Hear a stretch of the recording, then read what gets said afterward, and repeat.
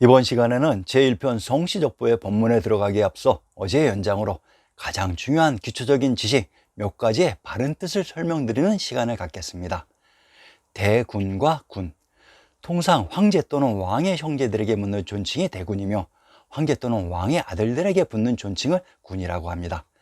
그러면 이러한 존칭 앞에 붙는 호칭은 과연 무엇을 뜻하는 것일까요? 예를 들면 역사 속에는 수양대군, 금성대군, 양평대군 등등 무수히 많은 대군과 군의 이름이 등장합니다. 지금까지는 이들의 의미를 모른 채 살아왔다면 지금부터라도 정확한 의미를 알면 역사에 대한 많은 재미와 흥미를 가질 수 있습니다. 수양, 금성, 양평의 호칭은 바로 이들이 받은 봉지의 지명 또는 땅 이름이었습니다. 자, 이제 대군과 군 앞에 붙는 호칭을 정확히 이해하셨을 것입니다. 중국 왕조의 국명과 지명과 조선 역사 대군의 호칭이 일치하는 것은 바로 중국사 25서가 우리의 역사이기 때문입니다. 한자 지명의 특징, 지리지의 핵심 교과서인 신증 동국여지 승랑 구격본을 활용하는 방법을 우선 설명드리겠습니다. 지명에 붙는 산, 천, 능, 성, 주, 양, 도, 해 등. 우선 신증 동국여지 승랑 구격본을 활용 시 지명의 끝에 붙는 호칭들, 이러한 등은 동일한 또는 유사한 위치의 지명을 바르게 표시하는 전형적인 방식이라는 사실 꼭 명심 부탁드립니다. 그리고 지명의 특성을 결정하는 것은 한자 지명의 첫 번째 글자에 달려있는 경우가 대다수입니다.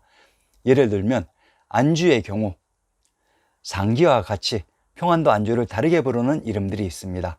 그런데 상식적으로 평안도 안주의 군명 중 밀성이란 경상도 밀양에 있는 성이 밀성이고 팽원에 있는 성이 팽성으로, 현재의 밀양은 경상도에, 팽성은 역사 속의 평택으로 경기도 남부에 위치되어 있습니다.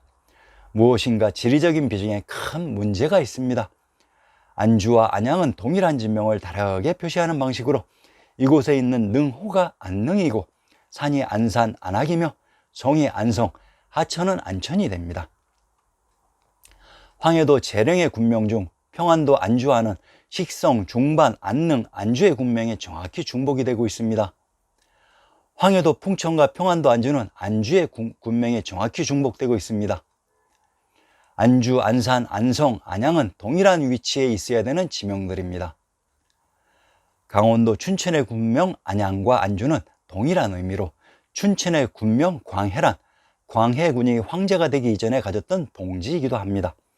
상기에 등장하는 군명들은 모두 안이라는 동일한 지역에 있는 지명들인데 신증 동국여지 승남 구격본에서는 모두 팔도의 사방에 주작되어 이입되었습니다. 우리는 통상 안주를 편안한 땅이라 해석해서 팔도의 사방에 위치할 수도 있지 않을까 생각하지만 이것은 천만의 말씀으로 안주에서 안씨가 개출되었기 때문에 안주는 하나밖에 없는 고유 지명이 됩니다. 안씨의 시조는 한 명이지 수십 명이 될 수는 없기 때문입니다. 길주의 경우 상기와 같이 길주에 있는 성이 길성이고 명원에 있는 하천이 명천으로 함경도 길성과 명천, 경상도 안동은 길주의 군명이 중복되고 경산도 안동과 경상도 창녕은 창녕의 군명이 중복되는 동일한 위치의 다른 지명입니다. 동일한 위치에 있어야 할 지명들이 이렇듯 팔도의 사방에 이입되어 있습니다. 길주에서는 길씨, 명원에서는 명씨가 개출되었기 때문에 오직 하나의 고유 명사의 지명이지 팔도의 사방에 있을 수는 없습니다. 만약에 팔도의 사방에 있을 수 있다고 가정하면 그것은 성씨족보의 기본 원칙을 무너뜨려 스스로의 발등을 찍는 모순이기 때문입니다. 금주의 경우 김해, 금능, 금산, 김포, 금구는 동일한 위치의 지명을 다양하게 표시하는 전형적인 방식으로 금주, 김해, 금구에 있는 산이 금산이고 능호가 금능이며 포구가 김포이기 때문입니다. 이곳에서 김씨가 개출된 오직 하나밖에 없는 고유 지명입니다. 그런데 신증 동국여지 승남에서는 팔도의 사방에 이입되어 있습니다.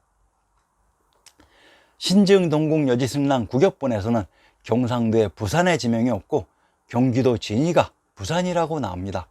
그러면 신증 동국여지 승남 구격본과 현재의 한반도의 지리적인 위치 자체가 일치되지 않는 큰 문제가 있다는 것을 스스로 노출시키는 것입니다. 금 땅에서 김씨가 개출되었기 때문에 오직 하나인 고유명사이지 상기와 같이 팔도 각 지역의 금 땅에 있을 수는 없습니다. 동일한 지명들이 팔도의 사방에 중처, 상기에서와 같이 동일한 지명들이 팔도의 사방에 위치되어 있습니다. 아주 우스운 예를 보여드리겠습니다. 안씨의 성이 개출된 곳이 안주가 되는 것은 성시족부의 기본 원칙입니다. 그런데 안씨의 본관이 안주가 아닌 천안도 있다고 합니다. 상기에서 천안과 안주는 영주의 군명이 중복되는 동일한 지역이라고 했습니다. 안씨가 안주가 아닌 천안에서 나왔다는 것은 하등의 이상한 점이 아니었습니다. 역사 속의 천안이 바로 안주이기 때문입니다. 이것이 신증동국여지승남의 비밀이었습니다. 이것을 밝히기 위해 지난 10년간 신증동국여지승남의 국명을 3000번 이상 읽은 사람이 바로 아리안 X입니다. 아리안 X의 말이 정확하다는 것을 이해할 수 있을 것입니다. 자, 그러면 지명 중에 가장 심각하게 조작되어져 있는 지명 한 가지를 언급해 드리겠습니다. 바로 경도인 서울의 지명입니다. 동경, 서경, 남경, 북경, 중경은 각각 동쪽, 서쪽, 남쪽, 북쪽, 중앙에 있는 각기 다른 위치의 지명일까요? 틀렸습니다. 바로 경도인 서울의 동부, 서부, 북부, 남부, 중부 지역을 지칭하는 지명으로 모두 경도인 서울에 모여 있어야 바른 지명입니다. 그런데 현재의 동경은 일본에, 서경은 반도의 평양에, 북경, 남경은 중국에 위치되어 있으며 반도에 별도로 경도인 서울이 위치되어 있습니다. 이렇듯 하나의 지명이 한중일에 쪼개져 있듯이 하나의 우리의 역사 또한 한중일로 쪼개져서 이식되어져 있다는 사실입니다. 경도인 서울은 오직 하나인 고유명사이지 이곳저곳에 있는 일반 명사가 아닙니다. 물론 신증동국여지승남을 통해 역사 속에 동경, 서경, 남경, 북경, 중경에 모두 경도인 서울에 있었다는 것을 얼마든지 입증할 수 있습니다. 앞으로 천천히 입증해 보이겠습니다. 역사 속의 지명 중 가장 많이 나오면서 헷갈리게 하는 두 가지의 지명에 대해 명쾌하게 설명드리겠습니다. 남양, 양남의 뜻을 정확히 구분할 수 있겠습니까? 남양이란 양주, 양원, 양땅의 남부지역으로 양땅에 포함되는 지명입니다. 그리고 양남이란 양주, 양원, 양땅의 남쪽 지역으로 양땅을 벗어난 남쪽의 지명입니다. 이제 이 두 지명의 차이를 아시겠지요? 조공. 우리는 조선이 현 중국에 바치는 공물을 조공이라고 배워왔습니다.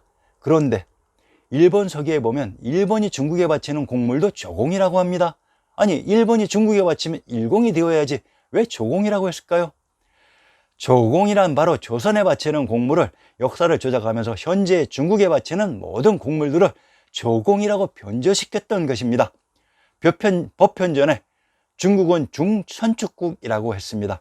아니, 천축국은 현 인도에 있었다고 하는 국가가 아닙니까? 그러면 현재 중국과 인도는 모두 조작이라는 사실입니다. 신증동국여지승남의 충주를 중원이라고 했습니다.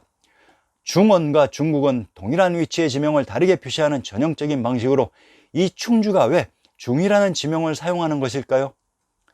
그것은 경도인 서울의 중심부에 천하사해의 모든 업무를 봉행했던 천하의 중심, 천하의 왕인 금성천부가 있었기 때문에 그것을 중국이라고 했고, 이곳이 처센 시스템 센터인 조선, 조양이었던 것으로 중국과 조선은 동일한 위치의 다른 이름이었던 것입니다. 천하사해인 지구 각 지역에서 천하의 중심인 중국, 조선에 있는 선왕, 법왕이신 천왕님과 금성천부에 감사의 표시로 보내오는 공물들이 바로 조공으로, 이 조공을 관리했던 담당자가 바로 황제인 왕이었습니다. 경도인 서울의 형성에 나오는 금성 탕지란 김해에 있는 성이 금성이고, 탕지란 상나라를 건국한 탕왕의 연못이라는 얘기입니다. 김해와 중국 역사에 나오는 상나라가 한양의 진산 화산에 있었다고 합니다. 그 모든 비밀을 밝혀드립니다. 경도인 서울의 천하의 중심 금성천부가 있었던 지역이 바로 중국 조선으로 현재 서울의 중구가 이것을 모방한 지명입니다. 한과 한, 현재 한은 한민족, 한반도, 한국을 대표하는 글자로, 한은 현 중국 민족을 대표하는 글자로 인식되어져 있습니다. 거참 우습지 않습니까? 신증 동국 여지 승남에 천하의 중심 금성천부가 있었던 곳의 지명이 한주였고, 한양이 있었던 곳이 한지역입니다. 한나라란 한고조 유방이 받은 봉지가 한인 한양으로 이곳을 기반으로 초기에 팽성에 있었던 항우를 제압하고 천하를 장악했기 때문에 한나라가 되었는데, 역사를 조작하면서 한과 한을 현 중국과 한국으로 갈라치게 했던 것입니다. 현재의 중국인들을 한족이라고 합니다. 한족이란 한나라에서 인용한 것인데, 한나라를 건국한 한고조 유방의 고향이 풍패인 전주라고 했는데 현 중국인들을 한족이라고요? 거참 웃기고 자빠지는 소리하고 있습니다. 이렇게 역사 조작이 무너지는 것입니다. 파촉. 아리안 X에게 가장 그리우면서 서럽게 가슴에 와닿는 지명이 바로 파촉입니다. 우리 한민족 또는 전 세계인의 혼이 있었던 지명으로 친일파 시인 서정주의 귀척도를 일부 인용해 보겠습니다. 도대체 파촉이 무엇이길래 미당이 이렇게까지 회한을 품고 아파하면서 노래를 할까요? 중국 25서와 중국 고금지명 대사전에는 파촉을 현 중국의 사청성 송도로, 현 섬서성 서안에서 송도까지의 길을 촉도라고 조작해 놓았습니다. 그런데 미당의 귀척도에서는 그것이 사실이 아니라고 옹변적으로 설파해 놓았습니다. 진달래 꽃 피우는 서역 산만리, 다시 오진 못하는 파촉 산만리. 서안과 송도는 기껏 한반도에서 1만리의 거리입니다. 미당은 3만리라고 2번이나 반복해서 못을 박았습니다. 서안과 송도에서 2만리나 더 가야 된다고 말입니다. 우리는 이 시 귀척도의 의미를 한을 남기고 죽어서 서방 영토인 서역 파촉으로 가신 님에 대한 회한 섞인 그리움 정도로 배우고 이해했습니다. 그리고 서정도는 서역을 파촉이라고 했습니다. 이곳의 지명을 밝혀내면 조작된 역사가 진실을 드러낼 것입니다. 역사 속의 촉이 현재의 중국 서부의 산악지역인 사천성에 조작되어 이식되어져 있습니다. 그러면 촉이 있었던 실제의 지역을 찾아봅시다. 고서에서는 촉지방을 화양이라고 합니다. 화땅에 있는 양지가 바로 화양입니다. 그러면 신증동국 여지승남 국역본을 다시 인용해 봅시다. 서울의 북에 있는 진산이 화산으로, 화땅에 있는 산이 화산이고 양지가 화양으로 이곳에 있는 성이 화성이 되는 것은 지리의 기본 상식입니다. 역사 속에 촉이 실제로 있었던 지역이 바로 경도인 서울이었습니다. 그러면 파촉의 파 지역을 찾아봅시다. 경기도 양천의 군명 파릉이 바로 파 지역에 있는 능침이며, 제양이란 주나라의 제후국 제나라가 있었던 지명입니다. 경기도 양천의 군명 제양과 황해도 황주의 군명 제안은 동일한 지명을 다르게 표시하는 방식으로, 황해도 황주란 제왕의 도시 금성천부가 있었던 곳의 지명입니다. 친일파 시인 서정주가 읊었던 파촉 서역이란 환웅천왕이신 비로자나 부처님의 신시 개천의 무대가 바로 경도인 서울의 촉이었으며, 이들 촉 지역 중 천하의 중심 금성천부인 천하의 법왕청이 있었던 곳을 파라고 칭해서 파촉이라고 불렀습니다. 이곳 천하의 중심 금성천부가 있었던 곳이 바로 동영상의 배경인 1월 5학도의 오로봉으로 한민족의 정신과 혼이 깃든 곳입니다. 그래서 조선의 황제 어제의 뒷배경에 천하의 중심인 금성천부가 있었던 오로봉에 1월 5학도가 걸려 있었던 것입니다. 제4회부터는 여러분 모두와 직접 관련되는 제1편 송시족부의 본문에 들어가 보겠습니다. 생각지도 못하게 상상을 초월한 충만한 지식과 재미거리가 공개될 것입니다. 많은 관심과 구독 부탁드립니다. 감사합니다.